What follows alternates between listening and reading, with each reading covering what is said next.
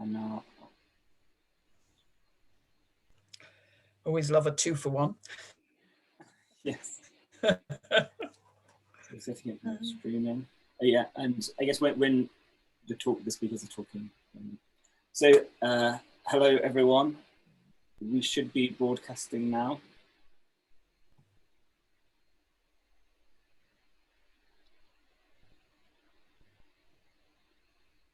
You're going to say, do you want me to share screen yet? You tell me. Yes. So hi everyone, welcome to this BrEDS webinar on eating disorders and carers. So we are delighted to welcome Professor Janet Treasure and Jenny Langley, who will introduce themselves when they start their speaking, who have done really important work on the theme of eating disorders and carers. So I'm John Roach, I'm a consultant psychiatrist at Priory Altrincham and one of the trustees of BrEDS. And usually Sam chairs the questions at the end, but we've decided to mix things up a little bit and get one of the other trustees from BrEDS, Sheila. So do you want to just introduce yourself, Sheila? Yes. Hello, everyone. My name is Sheila Rashid. I'm one of the trustees in BrEDS, and we are immensely privileged to have Jenny and Janet with us today, and hope you enjoy and get a lot out of the meeting today.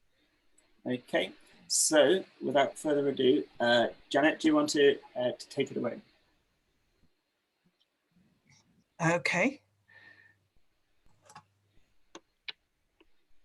Yes, I'm just going to share my screen. I moved on, haven't I? Oh.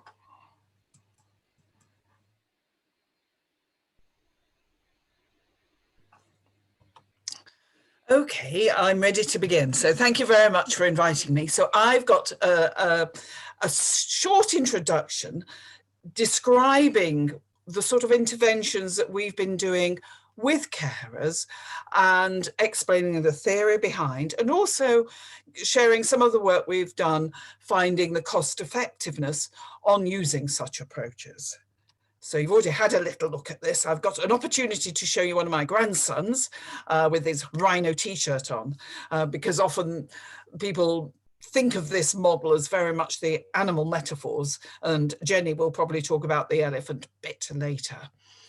So where this is derived from is the cognitive interpersonal model, where we found from our work on inpatient units that interpersonal reactions are common when you're working with people with eating disorders intensely. It's very easy to have high expressed emotion, over protection, getting slightly frustrated. It's very easy to accommodate to eating disorder behaviors, to kowtow to them. It's very easy for teams to become fragmented and individuals to become isolated. And so we developed the ECHO intervention, Experienced Carers Helping Others, also known as Maudsley Collaborative Care, which was based on these aspects of these interpersonal reactions. And then second line, we've now been combining the intervention for carers with the intervention for patients that we've developed before, Mantra, in a digital format and simplified format, so that both parent, carer, supporter, and patient are working together. Now, this intervention has been very much based on work with people with lived experience. That's people who are carers. Of course, Jenny is an example of this, and people who've had the illness themselves. And all aspects of it have been really wonderfully informed by this. So we've got various manuals and workbooks describing the approach. Jen is the lead author on one, and I've also done one with Grania and Anna, GP, a while ago. We've also got video clips that we made with the Succeed Foundation, which was set up by somebody with lived experience, and we provide guidance either digitally or face-to-face. And as I've already said, the latest iteration of the model is to combine the carers' work with the work for patients. And we are doing this in our triangle study, which many of you throughout the country are really helping us by being centres recruiting patients. Although we've managed to recruit 370 patients, so we've reached the level we wanted. So we're just doing the follow-up now. So what is the randomized control evidence of ECHO, this augmenting care with giving help to carers themselves? Oh, gone backwards. Well, this we started this in just after 2010, where we had all of these centres across the UK who participated. And you can see that these were inpatient centres with typical adult cases at age 26, duration about 8 years, and a low BMI. And what we did was we randomized them to receive the intervention, and this was with telephone guidance at that time versus treatment as usual. And what this slide here shows is that the ECHO, which is the blue line at the bottom, rather than the grey line at the top, we had much lower inpatient days over the 12 and 24 month follow-up. And our initial length of admission was also reduced, 148 versus 168 days. And we had this overall reduction in readmissions afterwards. As you know, about 20 to 30% of people are readmitted after inpatient stay. So this is important not just for patients, showing that they're able to sustain the hard work they've put in to make progress during inpatients, but it's helpful for society as well, as it is able to reduce the need for this intensive care in the future. But we do need to think, is this at the cost of just increasing the burden for carers? Have we just pushed the cost to them? Well, that's quite an interesting thing, because what we found, interestingly, was that the carers' burden was reduced with quite a good-sized effect, 0.5, moderate. And also some of the aspects that we were targeting with our intervention, trying to reduce expressed emotion, if you remember, that's part of the model, was also reduced. So we were hitting the targets we wanted, and we were able to reduce burden so that carers weren't taking the full load and from the NHS. They were also benefiting from this. And this is, I should have introduced these images that I use a lot, which is from Elise, somebody who's had lived experience herself. And I think this one shows how sometimes carers do take a large amount of the burden for an eating disorder. We also then did another study in adolescents, people under the age of 21. And you can see a lot more sites here, and you can see a rather different profile of patients, age 16 on average, duration only 1.5 years, and a higher BMI, because these were outpatients. And we were interested, well, can we just add this as well as treatment as usual which, as according to the NICE guidelines, was often family-based treatment. So can we add to that by giving this intervention? And what you can see here is that the number of hospital admissions that occurred in the group that were given the supplementary echo treatment versus those who had treatment as usual. And you can see that at 6 months, the admission rate was lower. This was only a small effect. It wasn't significant. So you'd need to have a bigger sample to be able to get significance. But on the other hand, it was quite impressive, especially as we didn't find such high levels of adherence. I think people were they were getting, family therapy from the treatment as usual. And so some didn't choose to read as much of the book as we'd perhaps have liked. But again, is this at the cost of increasing the burden for carers? Are we just giving them more work to do? And again, what you can see is that those who were in the echo group, who had this extra information about how to support their young person with an eating disorder, had lower time spent caring. So it was down to 12 from the 49 at baseline.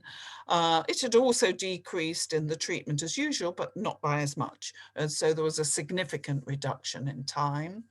We found that the carers' skills increased. So we were targeting what we wanted to target. And also, we reduced one of our other target behaviours, which is accommodating behaviour, where people get bullied by the eating disorder and allow eating disorder behaviours to occur.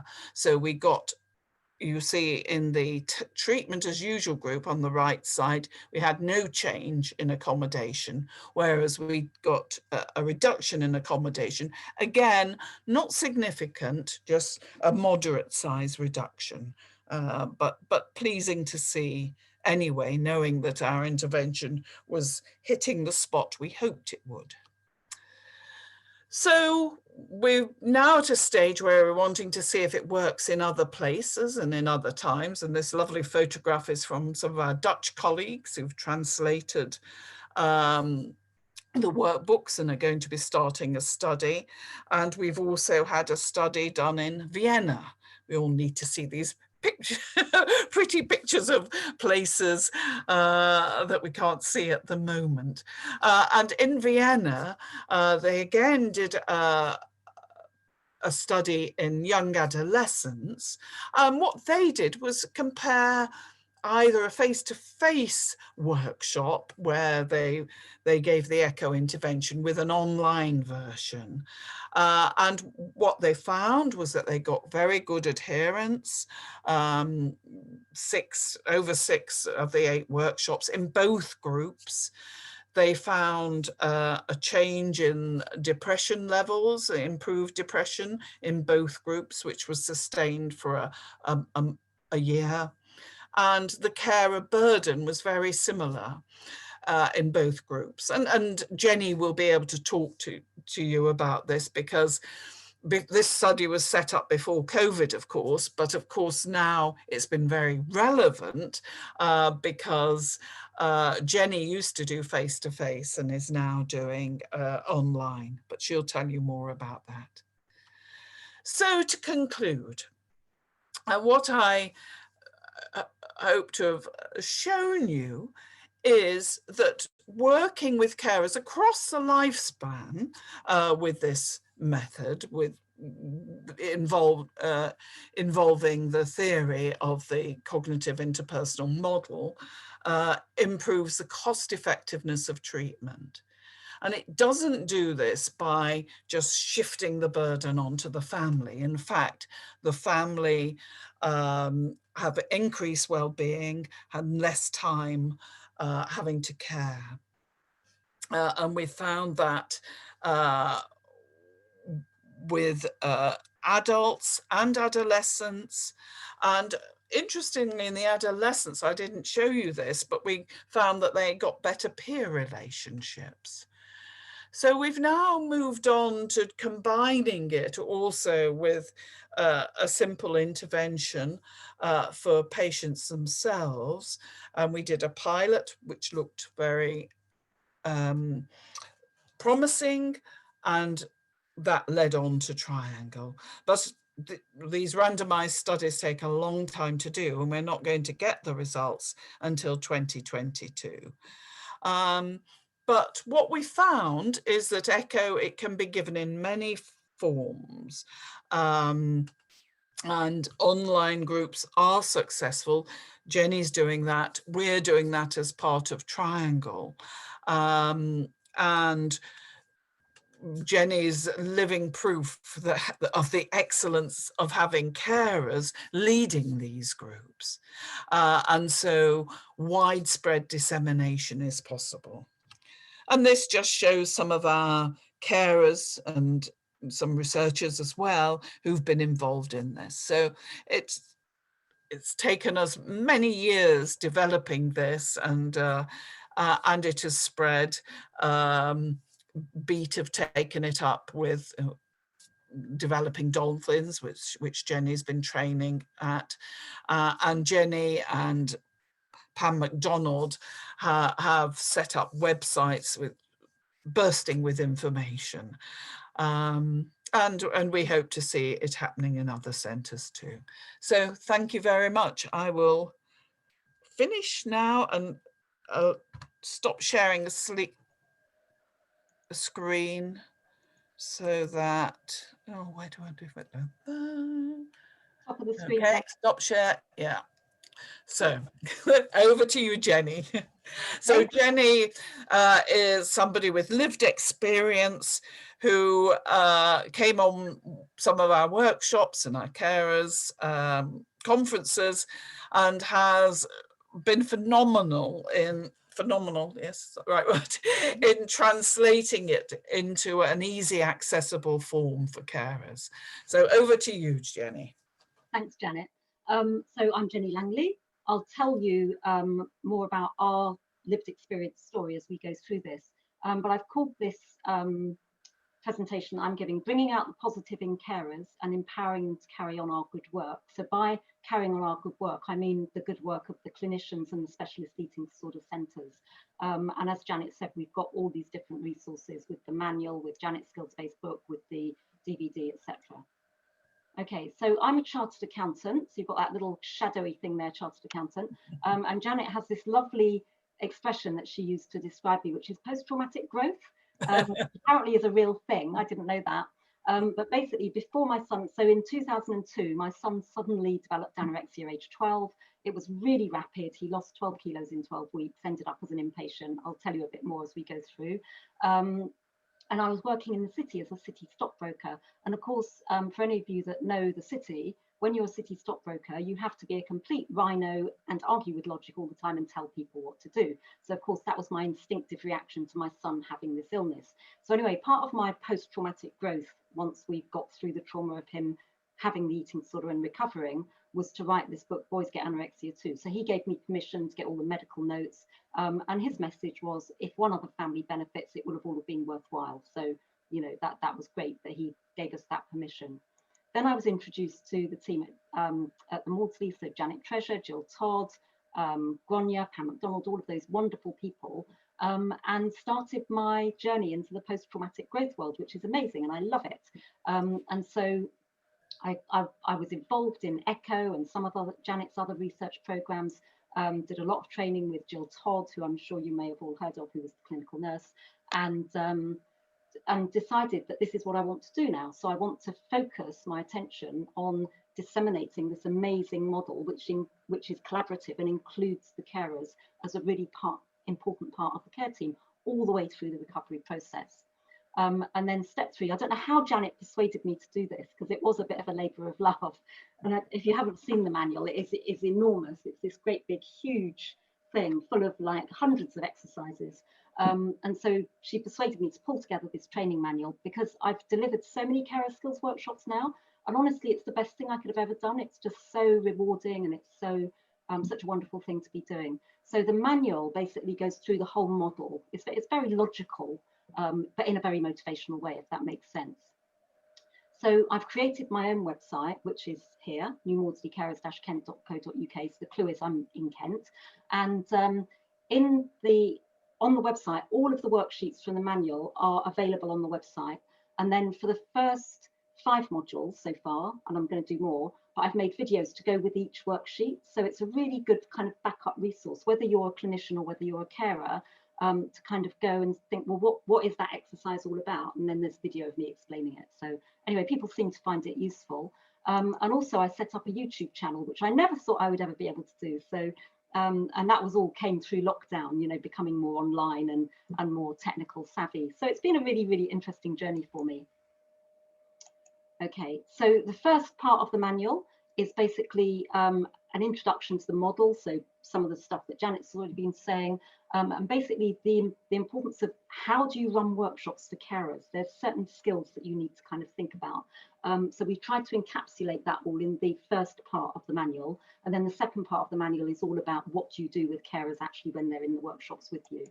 Okay, right, so I've put here that so far I've delivered workshops to 400 families, which is about 600 carers, because often you get more than one carer from each family.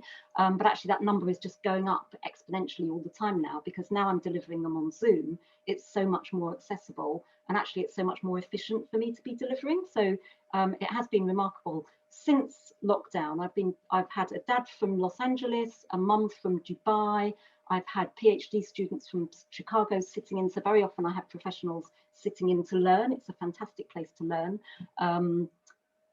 People from Rochester, in New York, you know, all over the place, we've had professionals sitting in who want to then go out and deliver the workshops themselves.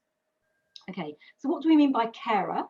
So carers can be basically anyone that wants to learn the skills to support a family affected by eating disorders. So obviously you've got the parents, they might be partners, siblings. So I did some sibling workshops back in the autumn, so for adult siblings, which were phenomenal. Actually, the siblings were amazing. I often get grandparents, there might be friends, work colleagues. I've had school nurses, lots of different people, counsellors might come to the workshops because they might have some sort of caring role, not necessarily being part of an eating disorder specialist team, but they have some sort of caring role in which they come across young people affected by eating disorders.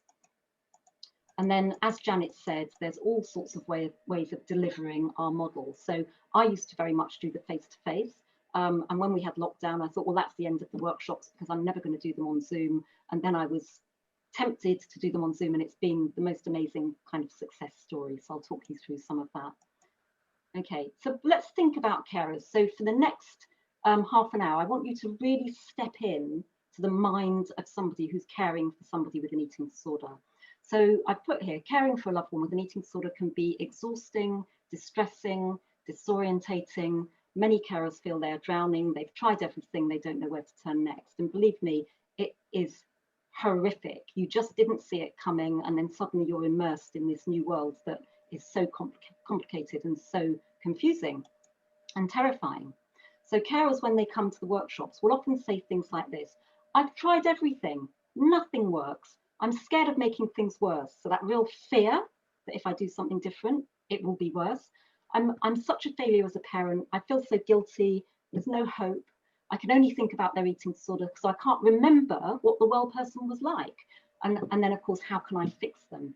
And you'll see that the way we do the workshops is we don't teach carers how to coach their loved ones until right at the end, because if we taught it sooner, they wouldn't come to the rest of the course. So it's really sensible the way that we do that.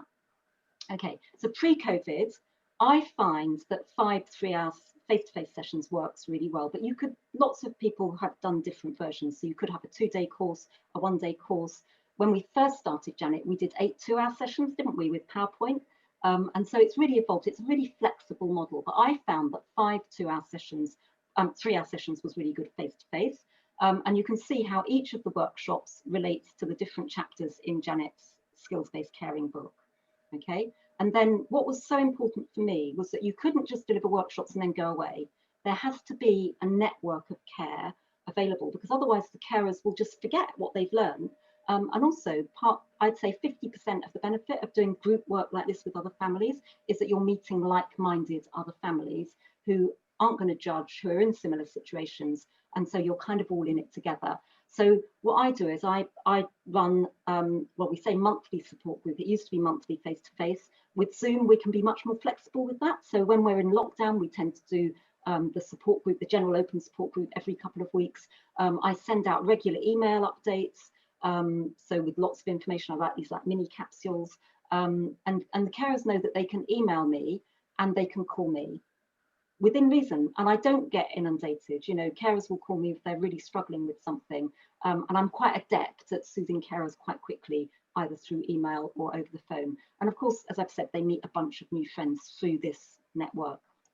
Okay, so post-COVID, well, obviously we'd published the training manual, so the timing was actually really good with COVID. So the training manual came out at the end of 2018, and then of course COVID came in the beginning of 2020. So now I've kind of condensed the workshop. So I've really thought carefully about what exercises are really, really important to give the carers that kind of foundation of what the model is. So now we do 5 2-hour sessions, and it works really, really well. And in the workbooks, I send out these mini workbooks, and in the workbooks, it relates both to the chapters in Janet's skills-based caring book and also to the modules in the training manual. And very often the carers will buy the training manual as well, because it's packed full of loads of practical examples. And again, we still have this backup network of support. The other thing I've done since we've gone online was when I was doing face-to-face sessions, I wouldn't necessarily know much about the carers before they came to the group. But obviously, if you're just doing 2-hour Zoom sessions, you need to have a bit of information up front. And even if I do go back to face-to-face, I would still use this because it's proved to be really helpful. So I just asked for the basic information. Who are they looking after? What support are they getting? What diagnosis do they have? Then I ask on the readiness ruler. So on a scale of 0 to 10, how much as a carer do you want to learn these new skills, and how confident are you? So they give me all sorts of responses to that. And then I give them a table of emotions. And this has been the most interesting thing. So, you know, all the core emotions like anger, sadness, etc. And then you've got a table of about 24 emotions. And honestly, some of the carers will write me essays about the emotional journey they're going on, which is so fabulous because it really gives me an insight into how they're feeling and what's going on for them before they actually come to the workshops. So that's been really, really beneficial to have that. And also, you know, I've had some dads write me just amazing kind of thoughts about their different emotions. And then the final thing I put on this pre-registration form is, I don't know if you've seen that lovely poster, 50 ways to take a break, but it's basically things that you can do. And you can do all of these 50 things in lockdown as well, so it's fabulous. And so I asked them to circle 3 things or write down 3 things that they do to look after themselves, to take a break, to calm their anxiety that all comes with caring for a loved one with an eating disorder. So that's really, really helped, I think, in getting that sort of feeling for who's coming along when I have that first Zoom session. And then, of course, I summarise some of this information and we go through that right at the very beginning. But it really bonds the group, so it works really well. Okay, now, one of the other things I've done is I've created this life cycle model. And Janet, do you remember how this came about? It was when we were presenting at EDIC. And the young girl put her hand up when you were talking about the different cohorts of patients. And you'd said something about a low-risk group and a high-risk group. And she said, do you know that when you've got to a BMI of 17 from 13, that's one of the most difficult times. And so afterwards, I made this life cycle model to kind of think about what are all the different phases of caring, because sometimes, well, often as clinicians, you just see the middle bit, or you see snapshots of the bits. So you see the patients when they're very ill, hopefully to improving to when you discharge them, or you might see them, they might have been to lots of other different treatment centres first, or had lots of other different approaches, but you only see little snapshots of the whole life cycle.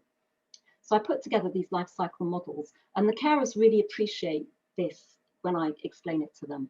So first of all, let's think about the different phases of caring. So I based this on my son, so he was anorexia in a school-age student. So before we got the diagnosis, he was deteriorating rapidly. So he was losing weight, but also his mood was changing. He was becoming very obsessive and compulsive with his exercise, and lots of other things were going on. So we knew something was wrong. We had no idea what it was. So the first phase as the carer was, how do we get help for this when we don't even know what it is? And it's really confusing. So in our kind of support network, or in our network, we knew that we could talk to the school, and they agreed with us. There's something wrong, but we don't know what it was. We can take him to the GP. He was a really healthy boy that had never seen a GP for 10 years. So the GP just thought he was a really fit, healthy young lad. We did have a few emergency dashes to A&E, which were terrifying. I contacted the charities, so BEAT and Anorexia and Bulimia Care were the ones I contacted at the time. There wasn't really any local support networks, and to start with, we didn't really know what was wrong anyway. And of course, we had our family and friends, some of which were really helpful and some of which were not. So one of the things that we do in the carer skills workshops is we help the carers to think about, and as Janet said, this herd of elephants. So imagine that we all have a herd of elephants in our support network. And we use the metaphor of the elephants because I'm told that elephants are the only animal group not led by dominance. And so the matriarch, of course there is the matriarch, but she's really good at pulling out all the strengths of the different elephants in the herd to make sure that everyone in the herd is supported. So it's a lovely model. And with family and friends, you might find that there are some carers, some family and friends you want to keep at a distance, and that's okay. So you can kind of drip feed them little bits of information, but then thinking about the rest of the family and friends network is somebody might be able to give emotional support, somebody else might give practical support, all that sort of thing is really, really powerful. And we do a lot of that in the workshops, is thinking about the carer's own support network. Okay, so at the point of diagnosis, there's a huge sense of relief on the behalf of carers. Thank goodness for this, we now know what it is and they're going to fix my child. That's your automatic caring response. And of course, you would hope that in treatment, you get some sort of recovery. Obviously, it's not going to be a straight line as this. Could be lots of ups and downs and maybe revolving door patients and all that sort of thing. But in our case, as an inpatient, he made good progress. Okay, so what's our role? What's the carer's role when the clinicians have kind of taken over, especially if there's inpatient treatment? Now, one of the things is that obviously with inpatient treatment with anorexia, it's all about reducing the physical medical risk, isn't it? So getting the weight back on, getting the body back to more normal, restoring regular nutrition to make sure that the patient is medically safe. And then at the same time, hopefully there'll be lots of therapeutic intervention as well to work on the kind of more of the psychosocial type things that Janet mentioned. Okay, so even though our son was only 12, we did have that little bit of friction that the care team were kind of pushing us back a bit, saying we need to engage with your son, you need to trust us, we know what we're doing. And that was quite difficult, especially because I'm a nerdy geek accountant and I wanted to know everything. I wanted to know the details of what they were going to be doing with my son. But anyway, we learned to come alongside each other. So only after a couple of weeks, we very much had worked out that, you know, that I could provide useful information about my son before he got ill, and I could trust them that what they were doing with the refeeding program and the different therapeutic interventions that they were giving him.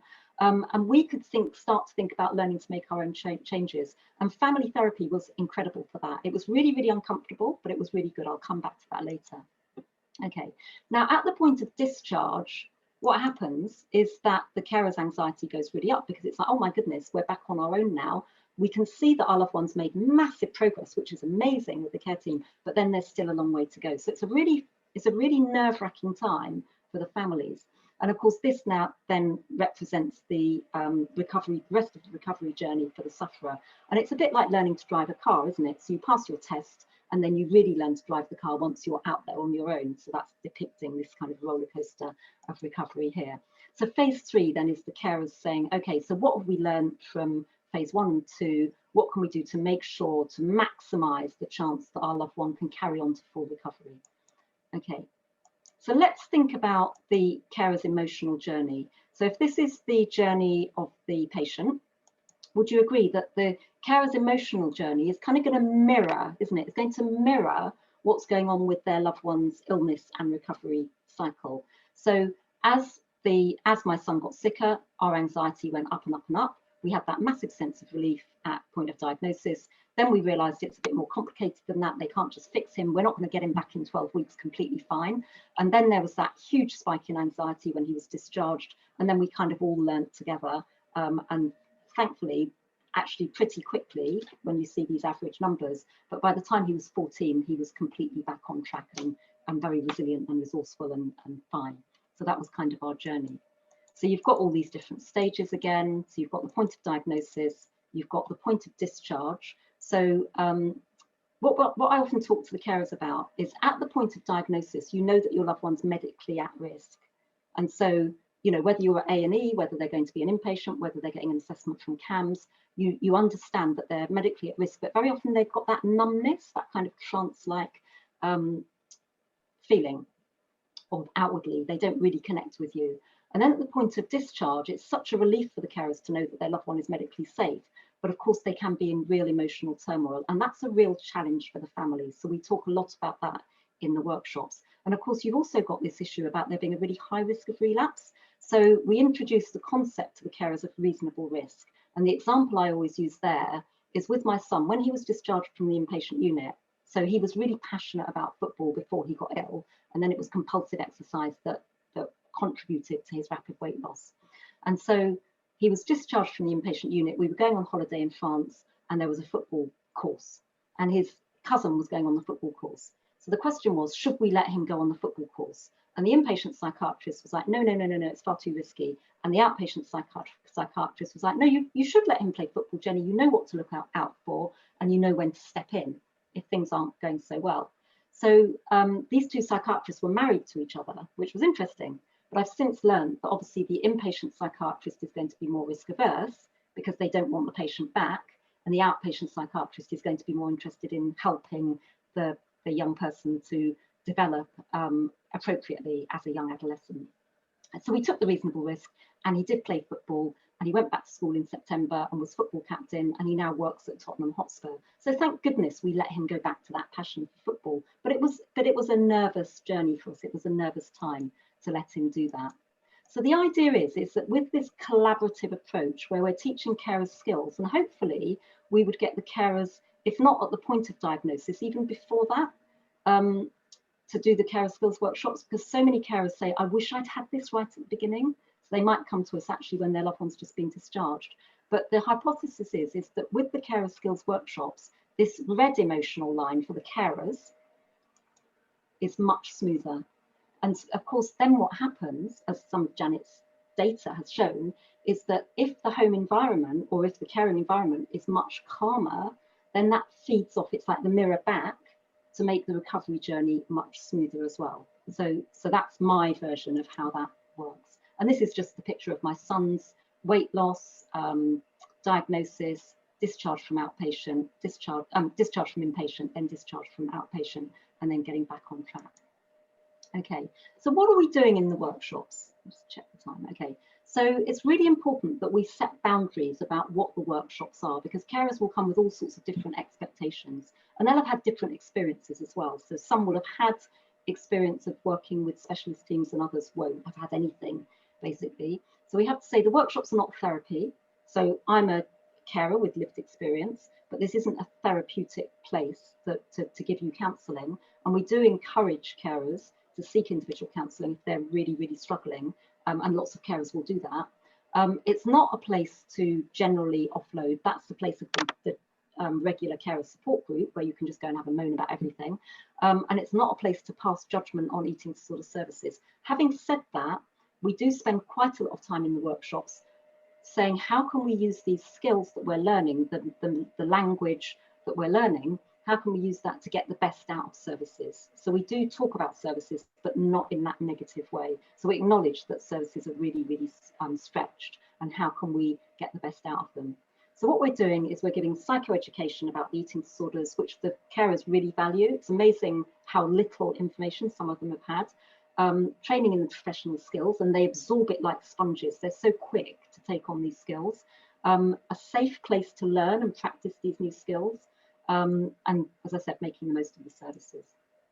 Okay, so I've got this lovely picture of Joy. I don't know if you've all seen the video Inside Out, where it's all about Riley, who's age 12, and the emotions in her head, and she loses her joy because they have to move from one side of America to the other.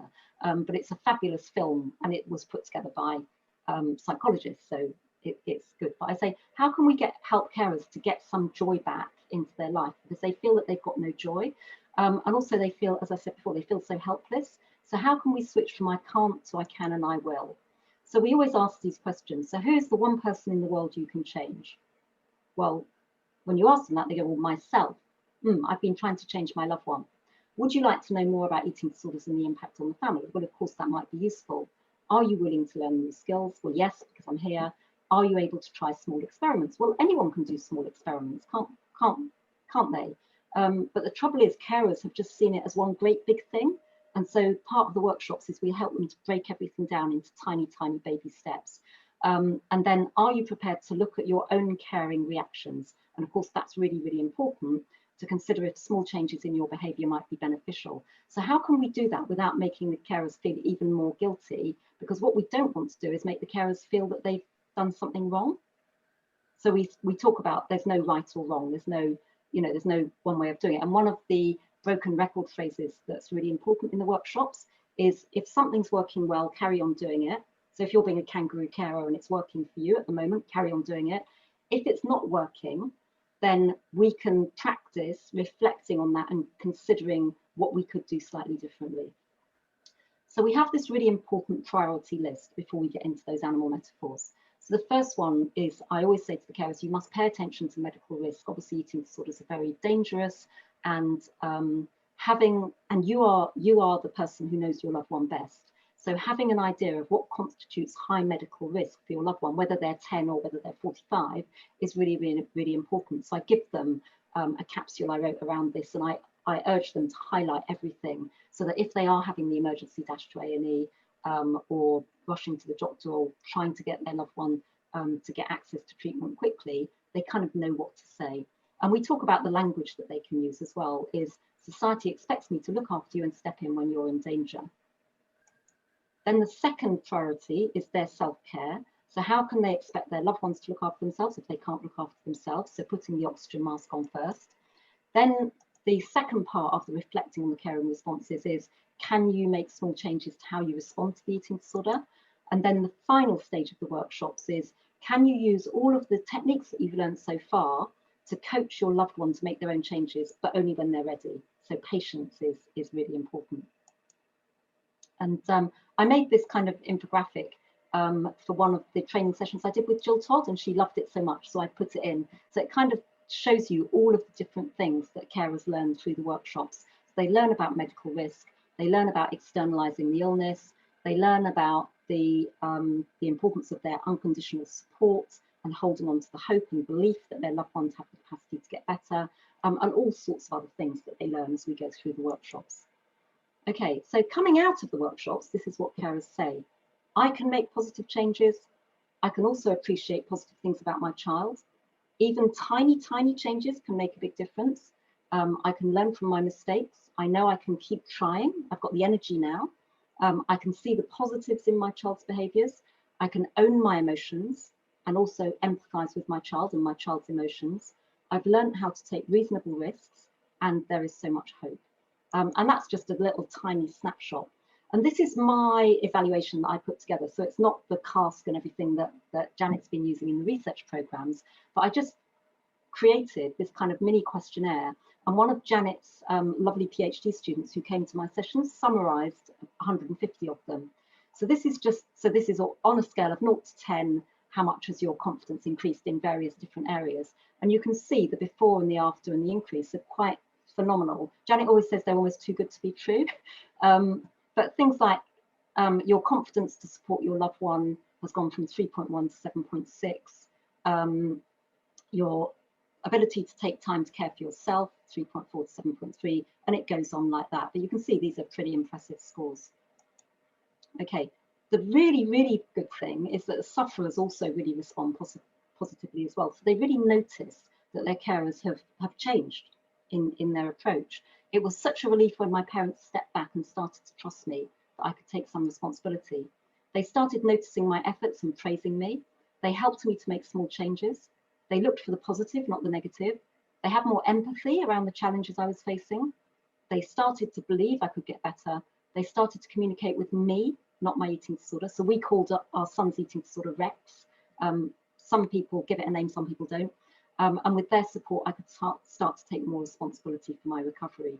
So it's really lovely to see that. And I'm not going to read this out, but I've got so many testimonials from carers, and then also quite often sufferers will email me afterwards as well. And so this, just at the end of this one, this carer says, thank you so much. You give of yourself to so many of us, but like a ripple in a pond, the impact of your help reaches so far and is felt by so many. And I think Janet and I would agree that's what we've been trying to do all the way through the last kind of 15 years, is to have this ripple effect going out globally, that if we can help more eating disorder centres and more of the charities to take on board this whole concept of giving carers skills, then it is like a ripple effect that just expands globally. And then this was a sufferer one. Again, I'm not going to read it all out, but just thank you for being there for mum and dad when they so desperately needed the support. I wish I could have met you personally to have said these things. I can't thank you enough for giving my parents a place to feel safe when they were so lost with me. And what we do with the support group is very often we have parents and their loved ones who are further along in their recovery stages, and they come and talk to the support group about their recovery journey and how the carer skills workshops help them. So next month we've got a dad and a daughter coming along. I think daughter's now 30 and she's involved still in a research program, but that's always really positive to have these stories, because so many carers say, I don't know any stories where people got better or people have made progress, because they so often hear all the negative stories. Okay, so just talking you through a couple of the exercises. So I'm not going to do this exercise now, but if any of you want to see it, you can see it on my website. But I've always had my blue balloon and my red balloon, and the blue balloon represents the resilient side of a person. So we all have a blue balloon and a red balloon, and the red balloon represents the unhealthy side of the person. So with an eating disorder, like with my son, he had this great big blue balloon, which was his passion for football. And then the eating disorder took over, which became the compulsive exercise, and then he lost weight and ended up in hospital. And then so we do all sorts of things with the balloons to help the carers to understand the importance of talking and connecting with the well side of the person, as well as managing the illness and being firm with the illness, so they can set boundaries and be firm whilst also being calm and compassionate. And we also do some things that help the carers to understand the anxiety and the emotions that their loved one might be feeling, and what it feels like when their blue balloon is just being shrinking all the time because of the effect of the eating disorder. So we do all sorts of things with these balloons, which is really, really powerful. And the carers really like that visual approach. And then with the crap day exercise, we talk about how would you feel as a carer if someone was telling you, so I've got this lovely poster here, the 50 ways to take a break poster. And how would you feel if this was your blue balloon and you'd had a really bad day and you came home and you were going to dip in to your blue balloon to relax, and I'm standing there saying, no, you can't do any of those things. Which is akin to me saying to my son, eat more and exercise less. And of course, helping the carers to understand all of the emotions, the frustration, the confusion, the anger, the sadness, feeling lost, lonely, confused, being driven to do these behaviors in secret as well. So these two exercises are really, really, really powerful. But you can, if you go to my website, you can see me doing these exercises if you're interested. Then we've got the whole thing about team family. So it's like a little dance if we can all change a little bit. So that's what we learned from family therapy. And this was before Janet's model was really known about. This was back in 2002. But we learned that if we could all change a little bit, then it could make the environment so much better for our son to be able to make his own changes. So we've got the lovely animal metaphors, which Janet always talks about. And so I'm just going to talk you through how my version of these animal metaphors, because I was all of these, because they are very instinctive reactions when you're caring for somebody who's ill. So this is the ostrich. So this is me. I just hoped it was a passing phase. Deep down, I knew it wasn't, but I had no idea what to do for the best. So my son is thinking, she doesn't care about me. She can't see my pain. I'm not worthy of her care. And the eating disorder voice that we called Rex would be saying in his head, She's playing right into our hands and giving me every opportunity to take a real hold. I'm in charge. So this was certainly in the early phases. He was our eldest child. So I thought, is this just puberty? It's scary, but maybe it's just puberty. Okay, then the jellyfish. So I couldn't stop crying. So we ended up in the never-ending cycle of shouting and crying. And the biggest memory I have of this was when I was called to school to pick him up because he couldn't walk upstairs with his briefcase. And he came shuffling out with this stupid big briefcase, got in the car, and I just burst into tears. And he said, "Mummy, Mummy, please don't cry. I promise I'll eat." And I'm like, I need to cry more if he's going to eat. And of course, we got home and he didn't eat a thing. And we both ended up in tears, and it got, everything just went horribly wrong.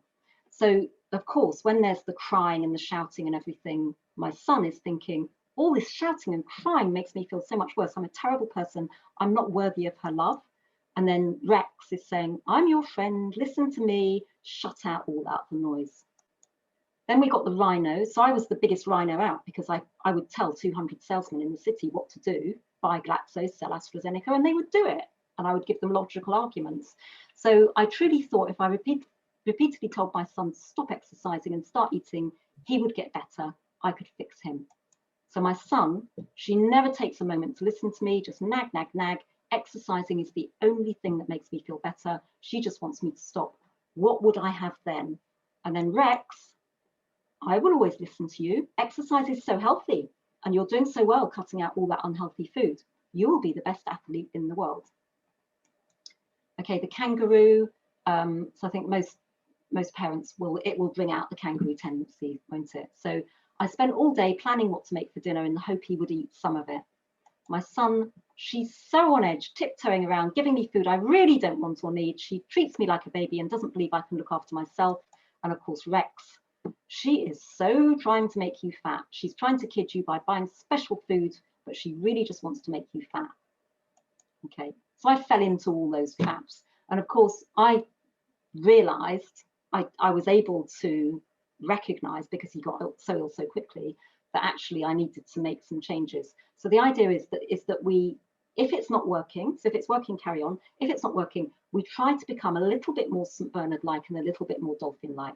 So the St. Bernard has this lovely casket, doesn't it, around its neck, which has got some lovely brandy or rum or something like that. And that symbolizes the carer's self-care toolkit. So the St. Bernard always has that self-care toolkit, never lets it go.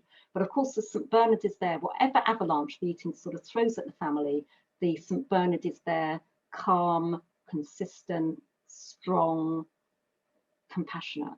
And then you've got the dolphin metaphor. So you've got the pod of dolphins swimming along, baby dolphin goes out into the danger zone, and somebody within the pod, not necessarily the mum or dad, might swim outside and gently nudge them back, might swim in front for a little bit, but then come back alongside, gently nudge them, not like whack, gently nudge them, and then swim behind them in the belief that they can make their way back into the safety zone. So it's a really lovely, light-hearted way to get the carers to think about their own responses before we then challenge them with the accommodating and enabling scale in workshop 3, which is 33 questions about the impact that the eating disorder is having on their household. So by that stage, they've got really used to thinking about that. So it works really well. So the other thing we do, so this is the second workshop, is we teach them the motivational language, which can be used wherever their loved one is in the cycle of change, because carers are always saying, but my loved one doesn't want to change, or they can't make decisions, or they won't talk to me, they won't respond, all that. So you get lots of yes buts from the carers all the time. So I've made this lovely summary of the language to try to help the carers to visualize that they've got all these different options to use the bits of the language when it seems sensible for them, and it's all trial and error. Okay, so you've got the open, so on the left hand side you've got the basic format of the OARS, which is the open questions, affirmations, reflections and summaries, which I'm sure you're all familiar with. So the idea is, I'm not going to read all these out, you can have these slides, is that for every one open question, and the open question is obviously one that we hope couldn't be answered with yes or no, but of course the patient can just not answer or grunt, but we try not to say why, because that can come across as critical and hostile. And the idea is for every one open question, the carers are aiming to give back 3 affirmations or reflections. When I first learned this, I found this really hard, but it's become second nature. And the carers really do, they like this summary, they like how it all kind of fits together. Okay, and then if an affirmation or a reflection is like giving the patient a flower, then the summary, which pulls the conversation together, is like a bunch of flowers, checking in again, have I got this right? Is this what we agreed? When shall we talk about this next time? So you really get into the concept of this is a process, and we need to be, you know, always looking ahead, thinking about contingency planning, goal setting, all that sort of thing. Okay, and then the right-hand side is basically all the different types of technique that we can use that can come under the affirmations and the reflections. So carers suddenly think, well, it's not that difficult to do the 3-to-1 when I've got all these different options. So ALDS is where we're attending to the emotions and validating the emotions. And I would say that this is the most popular thing with the carers. They find this the easiest to get hold of. And you've got this powerful word, because. I'll come back to that in a minute. And then we've got the advanced, so-called advanced motivational techniques of the developing discrepancy, expressing empathy, amplify ambivalence, which used to be called avoiding arguments. So I always tell the carers both versions of that. The rolling with resistance and the supporting self-efficacy. So when I send out examples and capsules that I send out with my emails, I quite often put this summary in with the different examples. There's a couple more examples in this PowerPoint that you can have a look at. Now, all of these can be used at any stage of the cycle of change. So when their loved one is in denial, or whether they're in 2 minds, or whether they're in preparation, you can use all of these. Now, of course, developing discrepancy and amplifying ambivalence, you have to be a little bit careful with, because they are sowing the seed that change is possible. But there's nothing wrong with doing that. There's nothing wrong with sowing the seed that change is possible when their loved ones are not feeling that they want to change. It's just sowing a seed, and it's not being aggressive or confrontational. That's the key here, is the calmness. Okay, and then we've got all these guidelines, which I'm not going to go through now, but the one I'm going to pick out from here is the giving advice. So carers always say, but my son just wants me to tell him what he needs to do. And I'll say, well, that's okay, but under this motivational model, when we're giving advice, we want to make sure we're not portraying ourselves as the expert. And so I'm really careful when I'm facilitating the workshops. I'm really careful that I'm not portraying myself as the expert, giving the carers advice. I'm getting them to come up with lots and lots of ideas. And so there are certain ways you can give advice, which is more motivational. So one is you would ask permission. So you might say, is it okay? And then if I remind you what the doctor said, or what Janet Treasure's book says, or what the dietitian said, so you're consulting the higher authority. Or you might say, is it okay if I tell you about something we did at the workshops that has worked for other families in a similar situation? So rather than you saying, well, I think you should do X, Y, and Z, you're making it like a third party thing. And then ideally, what you would do, having given a few examples maybe, you would then go back to the patient, say, well, have you got any ideas? So really giving them agency, sort of handing them back a bit of responsibility whenever you've been kind of drawn into giving them some sort of advice. Okay, so this is just another example, looking at the time. So I'm not going to go through this, but this is a really common situation, where there's been an emotional outburst. So we know that there can be lots of violent outbursts that come with the frustration of the eating disorder. And mums and dads can be absolutely disempowered when their loved one turns around and tells them that they're useless, it's all their fault, they hate them, and it's just this barrage, which is really, really difficult. So we do this sort of conversation a lot in the workshops. But I want to just walk you through this ALDS for this situation. So with ALDS, we've got the attend to the signs. So the signs might be physical signs, it might be something they just did, or something they just said. And so here, the mum or the dad might be saying, Louise, you said some really hurtful things earlier, that I'm a terrible mum, it's my fault you're ill and that you hate me. And then you guess the emotion. You're not in their head, so you have to guess it. Louise, you seemed really furious with me, and angry and confused. So there's never really just one emotion, is there? Then you validate, and you validate the more becauses you use, the better. So there's lots of research on the power of because. You are furious because, and again, you're guessing. You are furious because you feel I'm not able to help you in your battle against your eating disorder voice, because I've made things worse for you, and because your eating disorder voice makes you really hate me. You feel angry because part of you sees a useless mum who's made you ill, and you feel confused because part of you hates me and another part of you loves me. So you can see with this ALBS, you can weave in developing discrepancy, amplifying ambivalence, all that sort of thing as well. Then you might say, it must be terrifying to feel like that. I would feel very lost and alone and scared in such a situation. These are natural emotions to have. Now, I love there's a rhyme that's often used in primary schools to teach kids how to learn to spell because, and it's big elephants can always understand small elephants. And of course, that fits so neatly with our herd of elephants metaphor, doesn't it? So then we go to the soothe. And there's many different ways to soothe. So if someone's sad, you might give them a hug. If they're angry, you might give them a bit of space and then go for a distraction, something non-eating sort of related. You can soothe with plenty of affirmations like the character strengths, how brave, courageous, creative, loving, caring, all of that. You can soothe with the unconditional love of St. Bernard and the offer of support. And you can also soothe with goal setting. So we kind of weave that in the later stages of the workshops. So here we go. Louise, you've come so far and are determined to beat this illness. You're showing such tenacity and courage in your daily battle, and we're really trying to understand the challenges you are facing. So affirmation and support. On reflection, I realized that my reaction to your outburst didn't help matters. I would really like you to help me work out how I can be a better mum, more supportive when you're feeling so upset. So there's a bit of self-reflection from the carer and goal setting, gentle kind of goal setting. Have you got any ideas? Can we work on this together? And then the unconditional love and empathy. We're here to help. Let's focus on some other things for now. So the non-eating sort of related stuff.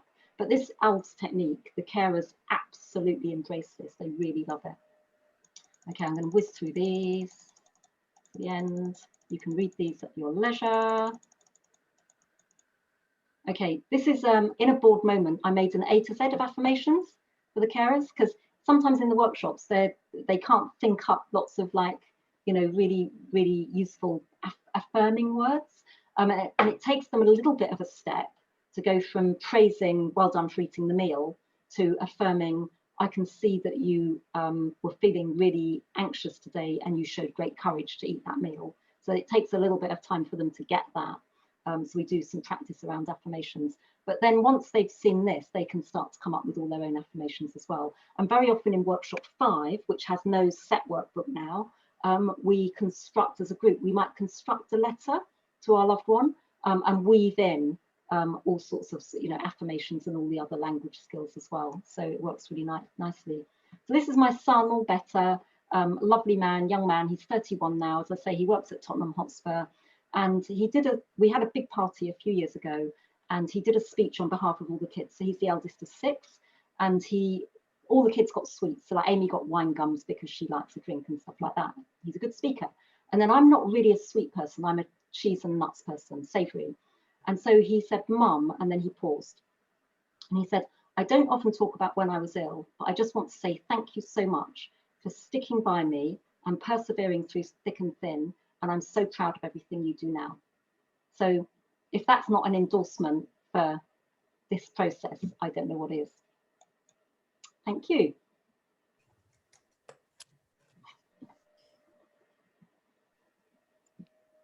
Okay. Thanks so much, Jenny and Janet. That was brilliant. We should have Sheila as well. And we've got some questions in the chat. So Sheila, do you want to chair the question and answer session? Yes, sure. Thank you. Thank you, Jenny and Janet, for a very, very rich presentation of your different connections with these matters. So we've got a question from Nikki Maisie asking about whether this service is available nationally and wanting to think about how useful it might be in primary care. Shall I go, Janet? Yeah. Yeah. Okay, so since we've become Zoom, then basically I'm getting people signing up to my workshops from all over the country and indeed all over the world. So and then obviously there's pockets, so word spreads, doesn't it? So I feel I might be inundated, Janet, with requests for workshops. But so there's the concept of families being able to go to the workshops. And the relevance for the primary care setting for me is that any parent who's worried, or any carer partner, whoever they are, any parent who's worried should know that these skills workshops are available. And they're not, obviously it's not just me. So as Janet said, BeAT are doing the Developing Dolphins workshops. And so even if somebody couldn't get onto my workshops, the Developing Dolphins workshops are now via Zoom and on a regular rolling basis. So there's various iterations of this. So that's one side of it. And then the other side of it is basically training more people to be able to deliver in their own session. So one of the charities that Janet had got on her website, on her presentation, was First Steps Derby, for example. So there's various organisations around the country delivering the workshops. I don't know if First Steps Derby are doing Zoom ones, Janet, but there are, it's not just us. So it's basically finding out if there's Zoom workshops available in your area, but certainly in Derby, there's First Steps Derby, for example, do the face-to-face workshops. But there's the other issue of training, which, so obviously Janet spent years going around the world delivering loads of training, as has Jill Todd. And I am doing Zoom training now. So for example, I'm doing some training for the Priory, national training for the Priory next month. But one of the best training grounds is when I get 1 or 2 or 3 professionals coming and sitting in on the workshops. If they're familiar with the model already, then that can be really useful. And can I say another thing that for primary care, I mean, the great thing about this is we get various people with lived experience take up the baton, don't they? And we have Liz McNaughton and her family, she is training as a doctor now. She had an eating disorder, training as a doctor now. And they're making videos for primary care, first steps using this approach, but not just for eating disorder, for anxiety and depression too, because a lot of these skills are general. They are not totally specific. So accommodation is a big thing that happens with young people with anxiety. Etc. So so those are coming. The Pollards are making beautiful videos, and getting funding from Innovate. So they've got a lovely website called Family Mental Wealth. Which has got lots of the videos that Janet's talking about are already up on that. So there's stuff for schools, I think stuff for primary care, stuff for parents. Really helpful. There are a couple of related questions. So one was from Vicky Vella, who said, is there a cost for the workshops? And Nikki Maisie again, how do I signpost carers for your workshops? Okay, so with my workshops, I don't charge anything. So I'm very lucky to be a trainer for the Charlie Waller Trust, and they basically fund me to deliver the workshops. So all I ask is that carers, if they can, make a donation to the Charlie Waller Trust for that. BeAT as well, BeAT don't charge for it, for their Developing Dolphins. So if you go to my website, which is on the PowerPoint, then anyone can inquire about my workshops. And I think there is a page that says these are the dates of the next workshops. And obviously with BeAT, you can just go direct to BeAT to look at their training. Thank you. There's a question from Yolanda Yonola, and I hope I've said your name correctly. Says, our service is seriously overstretched and we're struggling to provide parents with the support we would like to offer them. We're thinking about developing a pack to give to families such assessment with psychoeducation, resources, web pages, etc. Just wondering whether other services are doing this and whether parents find it useful. Well, I think Jenny's website is formidable, but we've got a conflict of interest because we'd say, well, our books are very good. Yeah, no, exactly. I think Janet's skills-based book is still the Bible for carers. The blue one with the dolphin on is still the Bible. Yeah. And then so once carers have got that book and then they go to my website and they can see the worksheets and the videos, it all kind of fits really well together.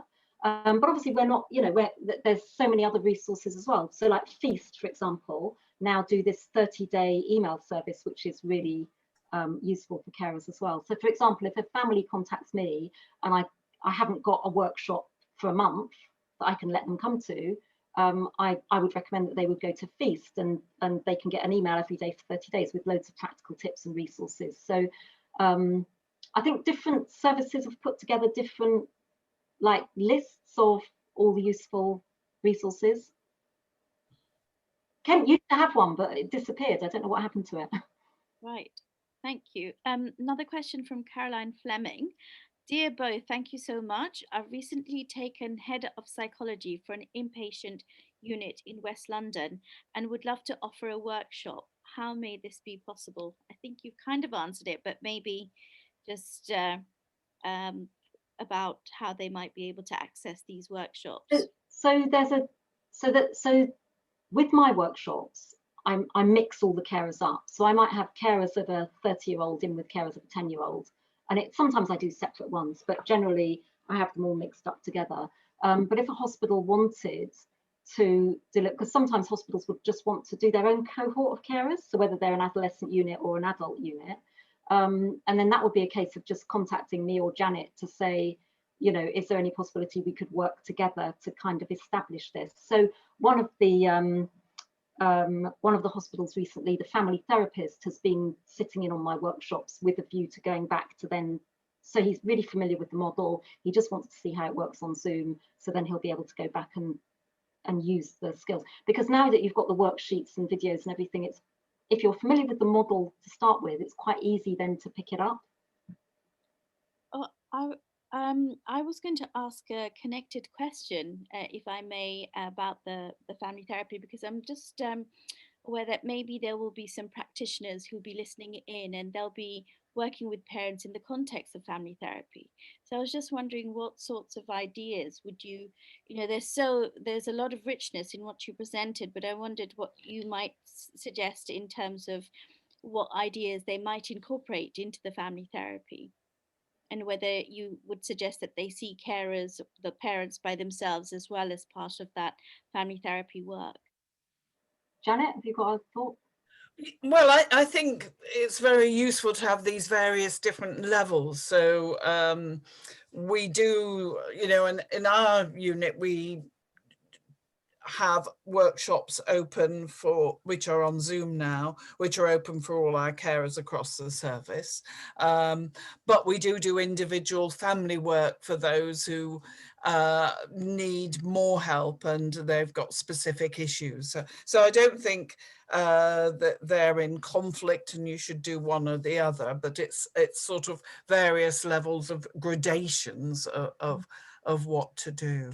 But I think the basic core skills that we teach, sort of the motivational interviewing, the emotion focused, can be used across the board, really.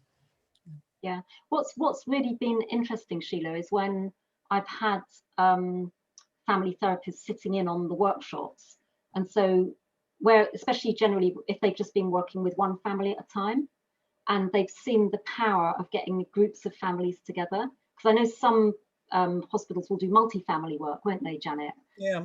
And other family therapists would just be doing like individual family work. And generally the feedback is that the family therapists are amazed how powerful the group family work can be. Yeah, it is.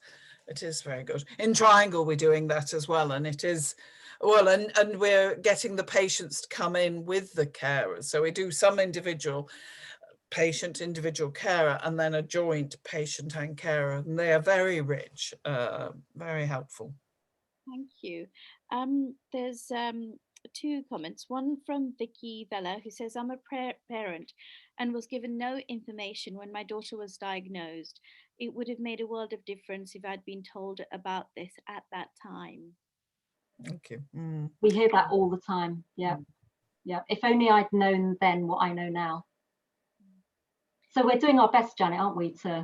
Yes, I mean, it is. I mean, you'd think the NHS would have, you know, something where people could access it and get it all together, but there's often so many layers of bureaucracy and people don't know about each thing. Anyway, it's not easy.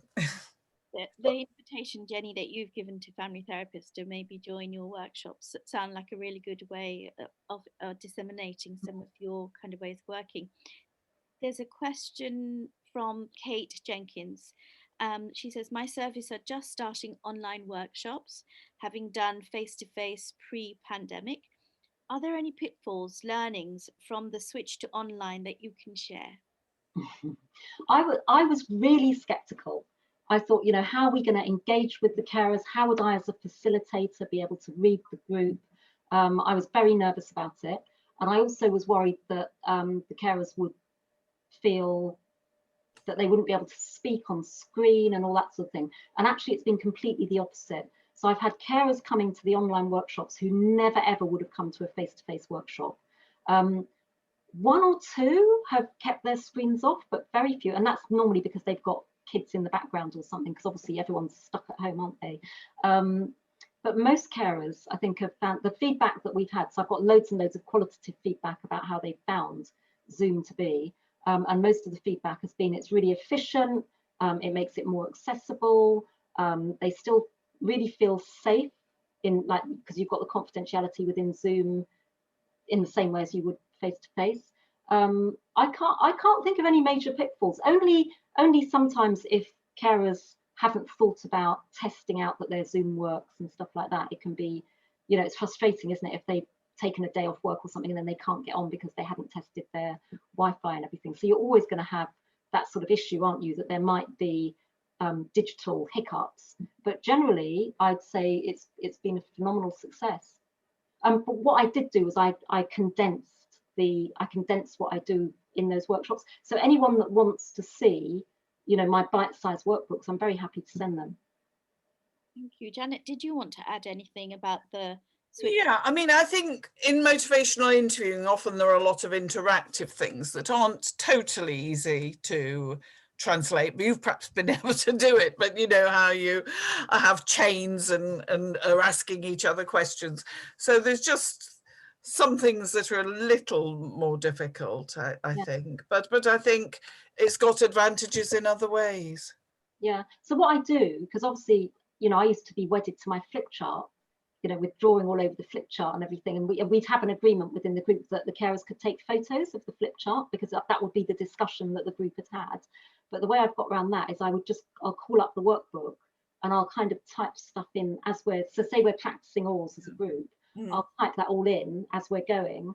And then I send, so the carers get the original workbooks before the course, and then they get the written up ones, which is obviously my interpretation of what they've said, but they find that really useful as well. So Jenny's can listen and write at the same time. She is a superwoman. Multitasker. Yeah. So Nikki Macy has asked a question about, do you need to do something about the trainers? So do you need to do training to be able to deliver your workshop? Janet? Well, we've been I mean, what we've done is have people like Jenny come and work with us, and we still do that on our inpatient, on our service.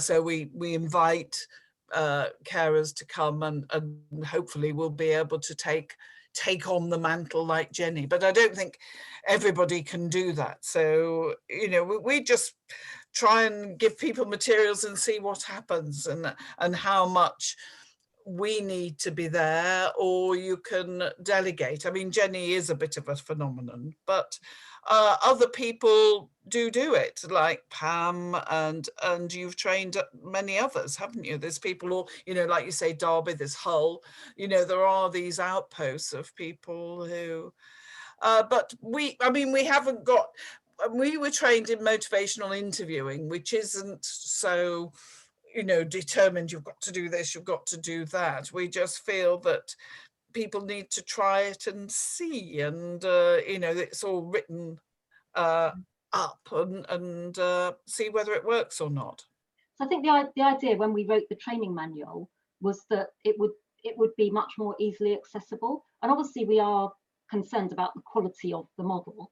Like we want to keep the robustness of the model. But what I've found is most eating disorder services seem to be familiar. There'll be people within an eating disorder service who are very familiar with the model, and they just need a bit of nudging and guiding of how to use the resources we have now. to be able to then create their own online or face-to-face workshops. So for example, with CAMS in Southampton, I did a one-day training program, and there was lots and lots of different levels of expertise, but the family therapist was very, very, very familiar with the model. And then it went right down to new trainees, and they sort of, we trained them all together. And then we did a follow-up half day about a month later. And so that worked really well. And then the family therapist who was more familiar with the model would be the lead on rolling that out within their service. And then I've been doing some 2-day trainings for you know, potential facilitators, but with that, you do need to be familiar with the model to start with. You need to at least have read Janet's book and got the training manual. And where would you be advertising those 2-day workshops for training? This will be if people want to make inquiries through the website. Thank you. Janet, are you doing any training? No, because we're so busy with this triangle. But, you know, we're hoping that has got, you know, we're collecting resources that can be used in the training. Jenny's produced lots, and so we've got lots of things from patients as well as carers. So if I, you know, if there was sufficient demand, so say I had, I don't know, 16 different people all wanting the 2 days training, then I can organise the 2 days training. It's not, I mean, I would charge for that though, that wouldn't be free. Thank you. Can't give everything away, Janet, can we? Nikki, no, very generous. Nikki has asked about the website address, so hopefully we can try and... PowerPoint, I think, John, you're going to circulate the PowerPoint, aren't you? Yes, like both presentations, if that's okay. Yeah. And so yeah, it's New Maudsley Carers-kent.co.uk, but it's on the PowerPoint. John, did you want to ask a question? No, just to point out that the websites that we have mentioned in the Q&A session, I've put the links to them, the ones that I could find in the comments. So Jenny's website with details of the workshops. I think Family Mental Wealth, we mentioned the at least 30-day email service. So I put those there. Yeah, because they seem like good resources to tell carers about. And I was just thinking, is there any other website or any other particular place, Jenny or Janet, that you would direct carers to? So Anorexia Bulimia Care has got, I know they've got some new befrienders, which can be really useful. So it's, you know, they're like the other main UK-based eating disorder charity. And there's Pam McDonald's website, New Maudsley. Is that newmaudsleyapproach.co.uk, I think? Yeah, I don't know. I can send you that out. It's on your, it was on your slides, Janet, wasn't it? Okay. Yeah, I'm not very up on our website. Leave it to these lovely ladies.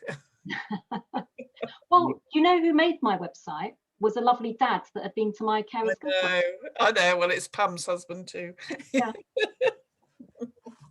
Janet, I wanted to ask a question about some of the information that you presented. And I think you said something about the decrease in depression levels and also increase in positive peer relationships from, yeah. Yes, I mean, that was,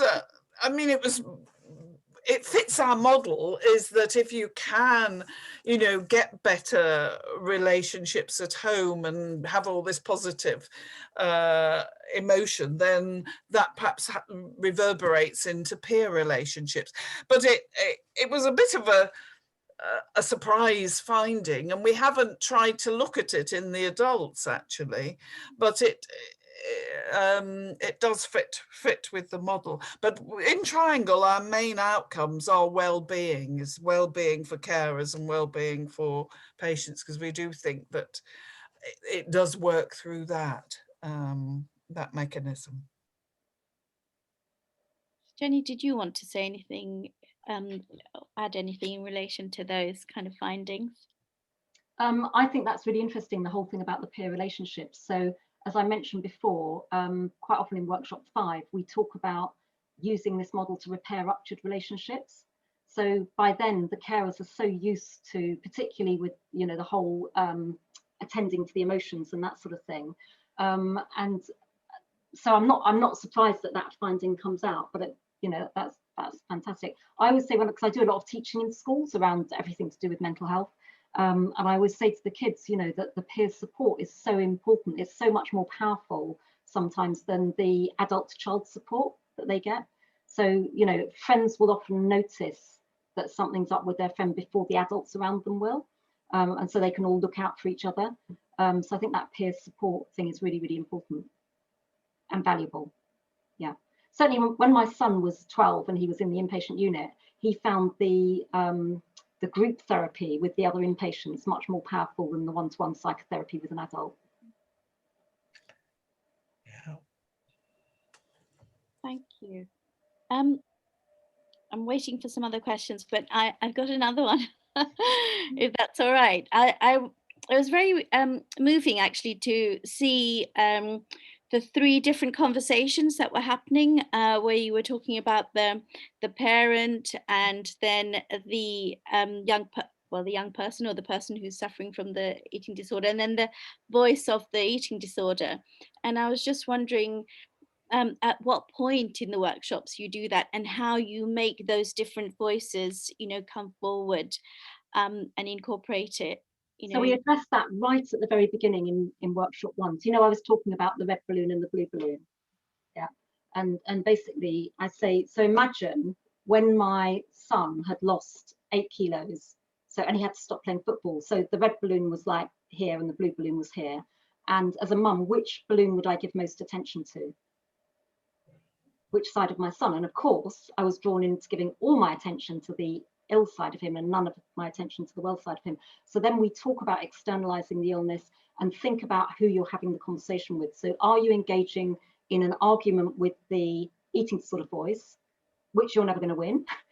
Or are you engaging in a conversation with your loved one? And we can also at that same time talk about the value of distractions in quietening the eating disorder voice.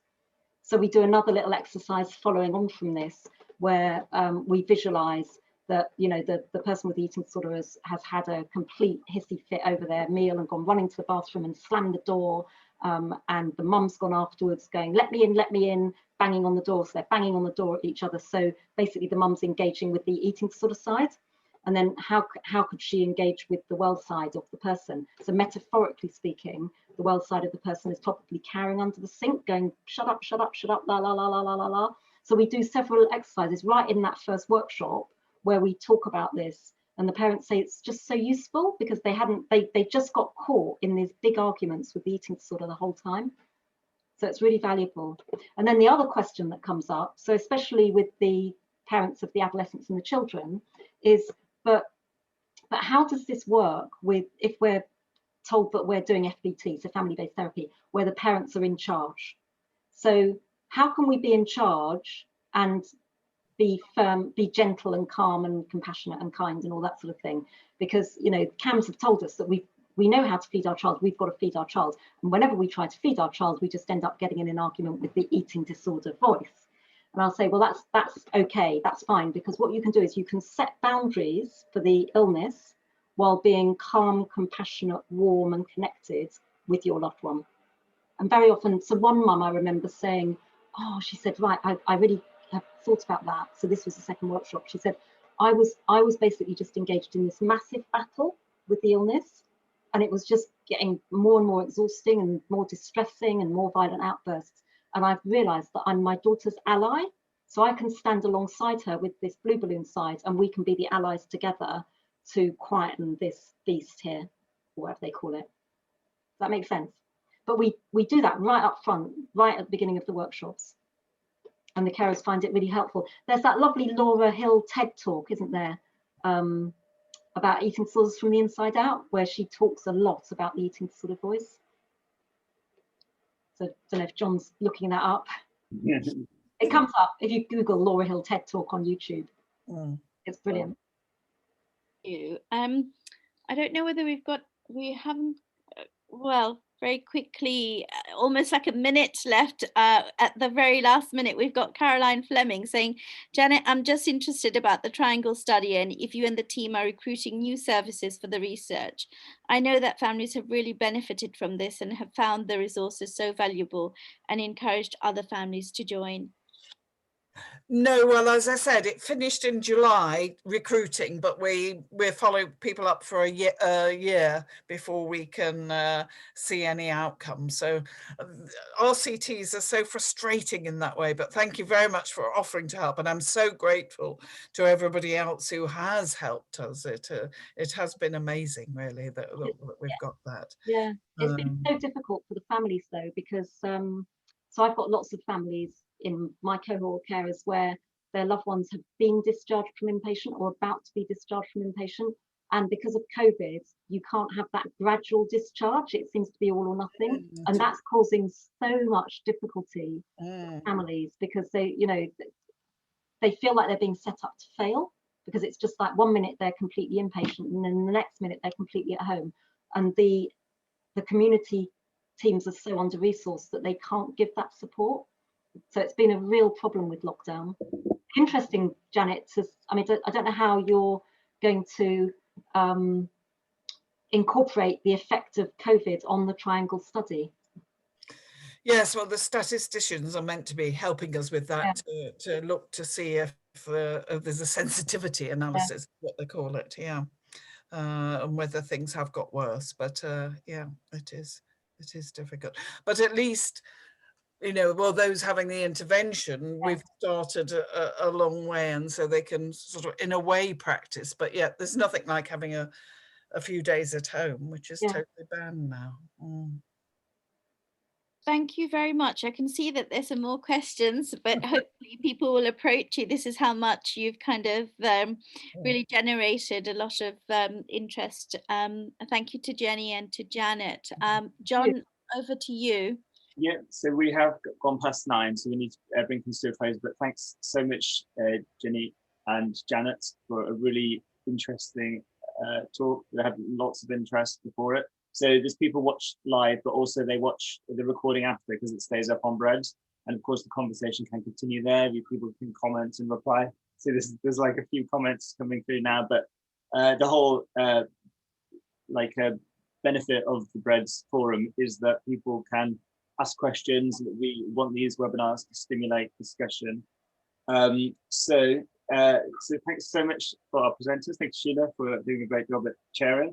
Yeah. We've got our next webinar is March the 22nd, about compassion focused therapy. So we'll send out a newsletter and discuss that a week or two before. And so yeah, so thanks so much, and I'll bring our broadcast to a close. Goodbye, everyone. Thank you. Bye. Nice to see you. Bye bye. Bye. Bye. So.